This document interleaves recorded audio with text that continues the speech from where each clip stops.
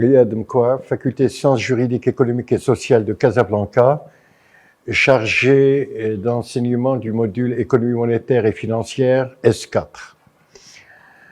L'objet de cette intervention est de faire un récapitulatif de ce que je viens de traiter il y a quelques instants.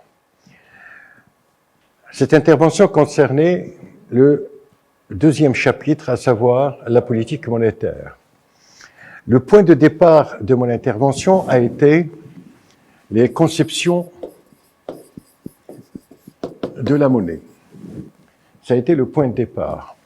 Nous avons alors considéré qu'il y avait deux conceptions, une conception active de la monnaie et une conception passive. La conception active de la monnaie concerne les écoles marxistes et keynésiennes et néo-keynésiennes, alors que la conception passive concerne les écoles classiques et néoclassiques.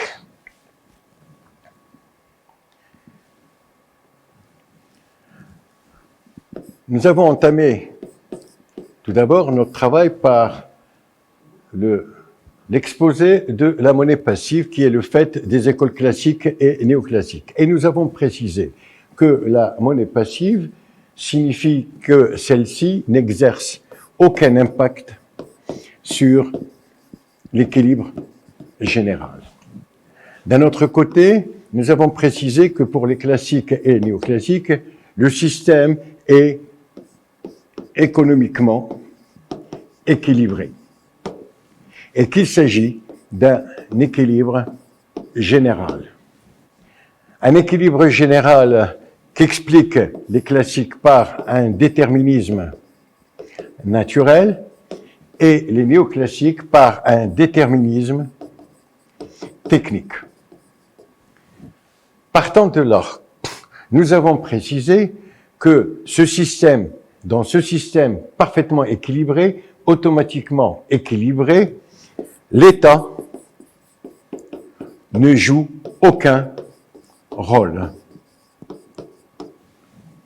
C'est le marché qui assure la régulation du système. Le marché roi. Nous sommes alors dans le cadre d'un système régi par le libéralisme, dont le principe de base est le laisser-faire, laisser-passer. L'État n'intervient absolument pas et le système est équilibré. La pensée marxiste, keynésienne et néo-keynésienne a mis l'accent sur le rôle actif de la monnaie et d'une part, et d'autre part, a précisé que ce rôle peut être déséquilibrant. Ce qui nous intéresse à ce niveau-là, c'est de préciser que le système économique peut être déséquilibré.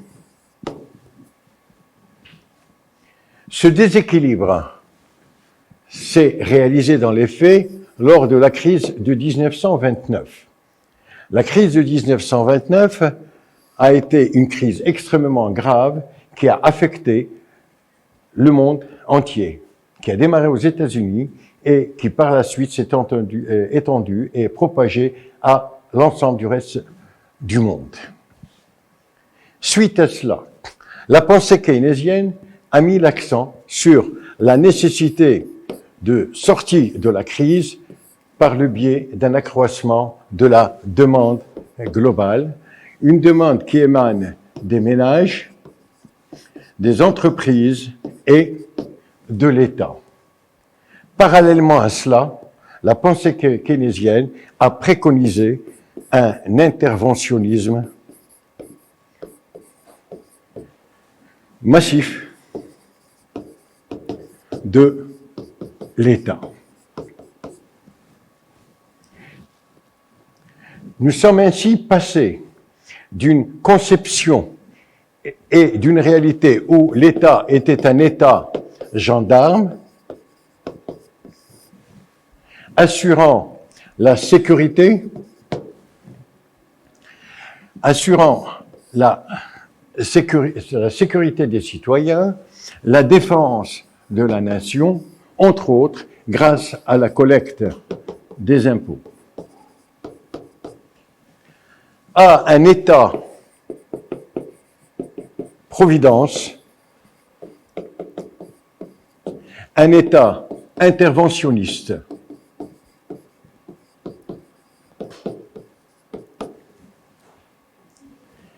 Un État interventionniste dans tous les domaines.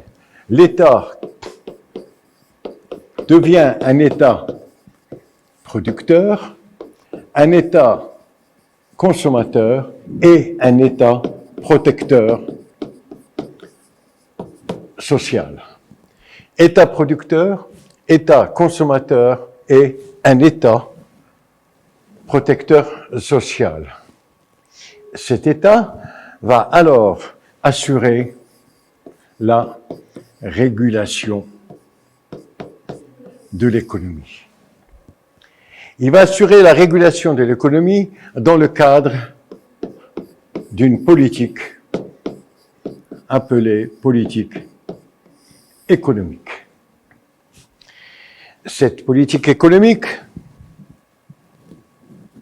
va essayer d'intervenir par le biais d'un certain nombre d'instruments pour réguler l'activité économique, une activité économique qui est cyclique. Nous avons alors été amenés à définir ce qu'est le cycle économique. Nous avons défini le cycle économique et considéré que ce cycle se caractérise par la succession de 4 phases. 1. Une phase de croissance. 2. Une phase de surchauffe. 3. Une phase de récession ou crise. Et 4. Une phase de reprise.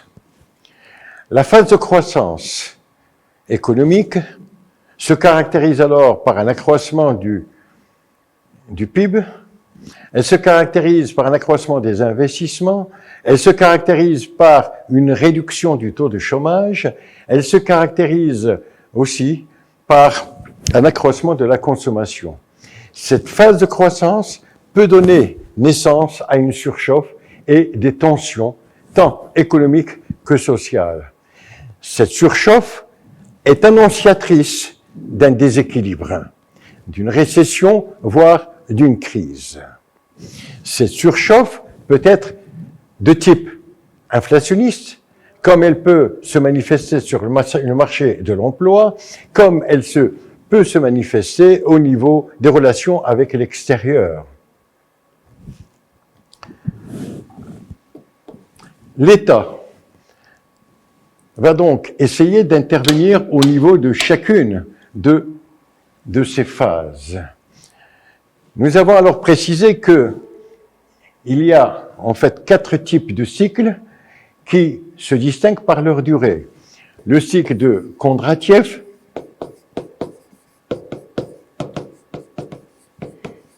qui est un cycle long de 30 à 60 ans. Le cycle de Juglar, qui est de 10 à 13 ans.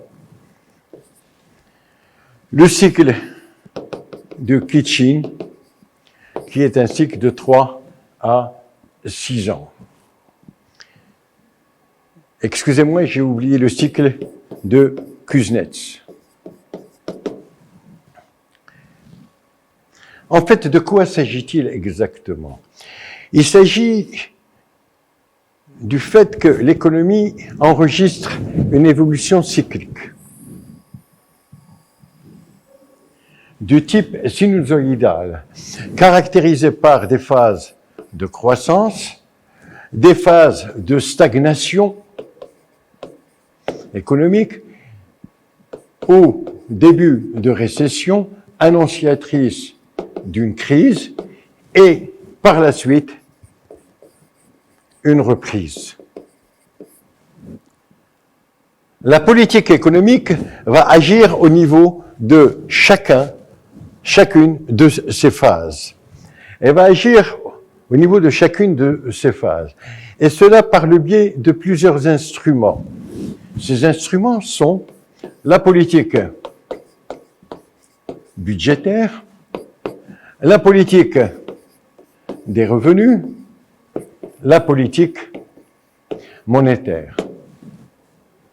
L'État va donc utiliser l'une ou plusieurs de ces politiques pour intervenir dans l'activité économique.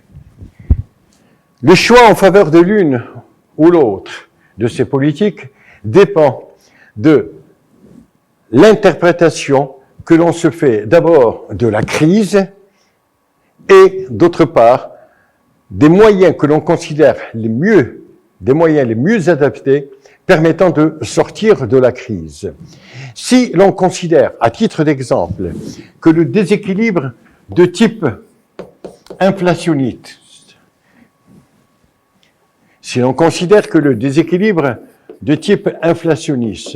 est d'origine monétaire, on va adopter une politique monétaire pour lutter contre l'inflation. Si, un autre exemple, on considère que le déséquilibre est lié à un affaiblissement ou à une réduction de la demande, on va mettre en place une politique budgétaire pour relancer l'activité économique. En fin de compte, ces politiques économiques peuvent être des politiques de rigueur ou des politiques expansionnistes ou politiques de relance. Il s'agit alors de mettre en place tout un ensemble de mécanismes permettant soit la relance de l'activité économique, et dans ce cas-là, on parle d'une politique du go, ou bien mettre en place un certain nombre de mécanismes permettant de mettre fin au déséquilibre et de relancer par la suite l'activité économique, et il s'agit de politique de stop. En conséquence, la politique économique qui va faire appel à un certain nombre d'instruments tels que la politique monétaire, la politique budgétaire ou la politique des revenus se caractérisera par, en fait, un mécanisme que l'on appelle stop and go. La relance de l'activité économique correspond au go, et des mécanismes de réduction des déséquilibres sont des mécanismes correspondant au stop. Les instruments que l'on va utiliser varient d'une politique à l'autre. Ceci concerne ce qu'on appelle les politiques conjoncturelles et donc des politiques de court terme. Des politiques de court terme, ce sont des politiques conjoncturelles qui vont intervenir au niveau de chacune des phases du cycle économique. Ce sont des politiques de court terme par opposition aux politiques structurelles qui sont des politiques de long terme. Il s'agit de politiques qui interviennent au niveau des structures économiques et sociales. À titre d'exemple, en matière de politique structurelle, on peut donner l'exemple de la politique industrielle. Dans le cas de l'économie marocaine, donner l'exemple du plan émergence en tant que nouvelle politique industrielle. Au niveau agricole, on peut donner l'exemple du plan vert. Au niveau touristique,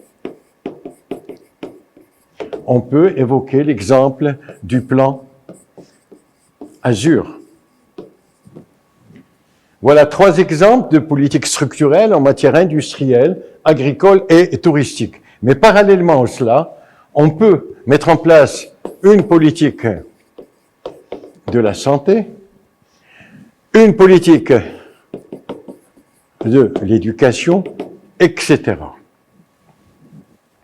Cet État-providence a permis une croissance extraordinaire à partir de la Seconde Guerre mondiale, et ce, jusqu'aux années 70, où le processus de croissance économique a enregistré un relatif essoufflement, c'est-à-dire qu'on a assisté à un ralentissement du taux de croissance économique. Ce ralentissement du taux de croissance économique a engendré une remise en cause du rôle de l'État en matière économique et sociale, et donc une remise en cause de l'État-providence. Cela a donc entraîné un renouveau du courant libéral. Un courant libéral qui remet le rôle de l'État en question et qui considère que l'on se doit de revenir à une libéralisation de l'économie et à une déréglementation.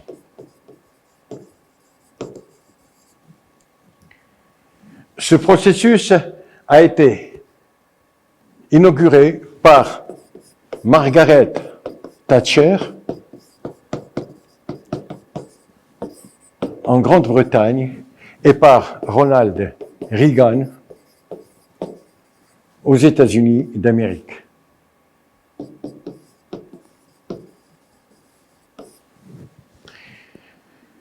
Ce processus, initié par Thatcher et Reagan, Thatcher en Grande-Bretagne et Reagan aux États-Unis d'Amérique, a permis de retrouver la croissance économique et des taux de croissance relativement significatifs. Mais, si les résultats économiques ont été globalement positifs, au niveau social, les résultats ont été négatifs, puisqu'ils se sont accompagnés de ce qu'on peut qualifier d'une déprotection sociale.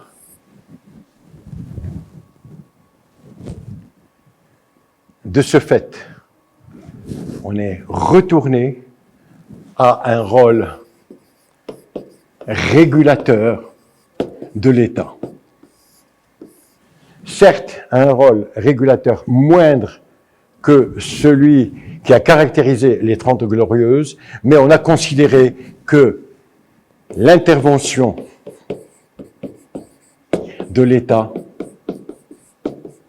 s'impose. Ne serait-ce que pour superviser et contrôler le marché. Superviser et contrôler le marché.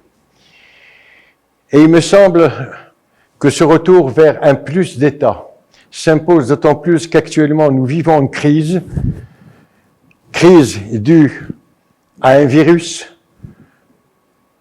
qui s'est propagé et se propage encore plus à l'échelle mondiale.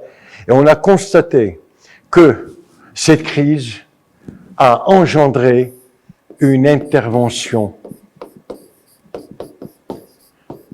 massive de l'État, tant au niveau économique qu'au niveau social. D'un point de vue méthodologique, si nous avions un thème relatif à la politique monétaire, il est extrêmement important de démarrer par traiter d'abord la politique économique, dans un premier temps, et expliquer la logique de cette politique. Pourquoi une politique économique? Cela est extrêmement important, de telle sorte qu'à la fin de cette première partie, on arrive aux instruments de cette politique, en l'occurrence la politique budgétaire, la politique des revenus et la politique monétaire. À partir de là, il devient possible de traiter dans un deuxième temps la politique monétaire que nous verrons lors d'une prochaine intervention en précisant ses objectifs et ses instruments. Étant entendu que la détermination des objectifs d'une part et des instruments d'autre part nous incitera, nous amènera à préciser le degré d'efficacité de cette politique. Et le degré d'efficacité de cette politique dépend en grande partie de la situation de l'économie, soit une économie d'endettement, soit une économie de marché financier. Voilà donc un premier thème, la politique monétaire dans son ensemble. Dans ce cas-là, on pourrait donc consacrer, comme je viens de le préciser, la première partie à traiter ce qu'est la politique économique pour déboucher sur le fait que la politique monétaire est l'une des composantes de cette politique, l'un des instruments de cette politique, puis dans une seconde partie, traiter la politique monétaire. D'un autre côté, on pourrait aussi réfléchir sur l'efficacité d'une politique économique de façon générale. Ceci étant, je vous invite et je vous donne rendez-vous pour une prochaine séance où je déterminerai les aspects qui caractérisent la politique monétaire. Je vous remercie.